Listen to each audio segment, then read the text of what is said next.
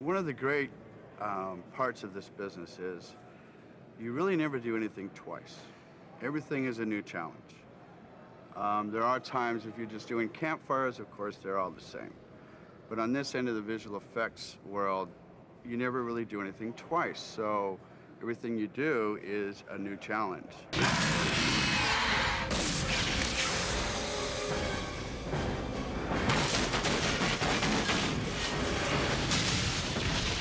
The amount of time to build the trains and the set was approximately about 10 to 12 weeks. Probably had about a 15, 18-man crew, which I feel are some of the best in Hollywood. We built 2 hero cars. We also built 3 cars for the pyro sequences. And then we built a single car for the crunching of the train, the accordion effect at the end of the show. We built the train exactly frame-wise, internal-wise, external, and all of the artwork, the wheel assemblies, the lighting, to match everything on the first unit train. The subway we matched also to what they had dressed in San Pedro, which was constructed and designed by the art department.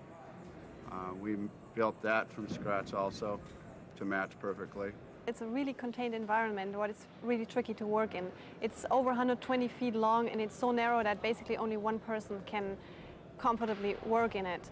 And because we have many camera angles, it's really difficult to hide lights in that setup.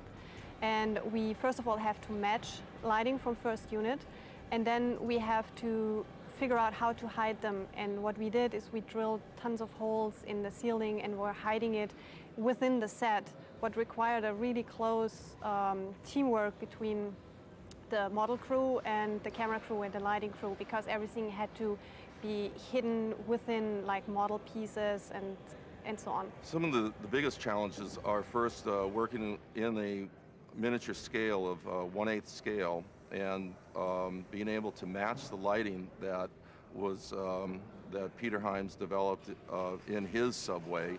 So to match that in a miniature scale, but also have enough light to photograph these events at high speeds, so usually 120 frames per second. So it's always one of the hardest things. We had a double train system running through the tracks, and in the beginning it was to come in and just crash, and as the sequence grew, it was needed that the train would be almost a full motion control system, running the train with cables instead of a hard mount, which most motion controls are. So we had to come up with a dual cable system per motor to be able to control the trains through the tunnels up to a speed of 28 feet per second. Some things that got built or configured especially for that shot. One is a camera dolly that runs behind the train at 27 feet per second, what is really fast. And it basically follows on the same cable rig than the train runs, and we can get shots directly from behind the train.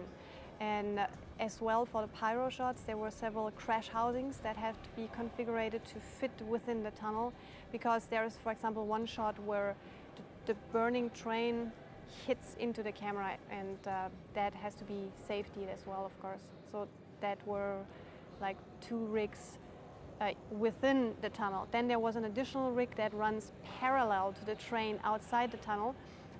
It is basically a motion controlled system that runs at the same high speed. So we have basically 2 high-speed systems running parallel and cameras looking in all directions. So that is basically a pretty tricky setup.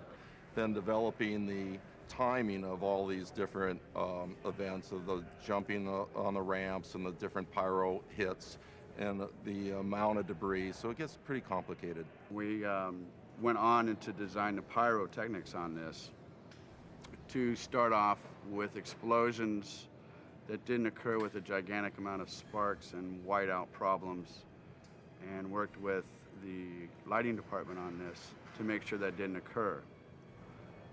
We started off with some magic chemicals, we call, and then we went from there to gasoline and the primer cords, and slowly took this train apart. Most of the time when you do an explosion, you're either trailing a wire and you have a button that you can hit at a certain point. What we had to come up with this was a series of micro switches and timing circuits within the train and time that to the cameras.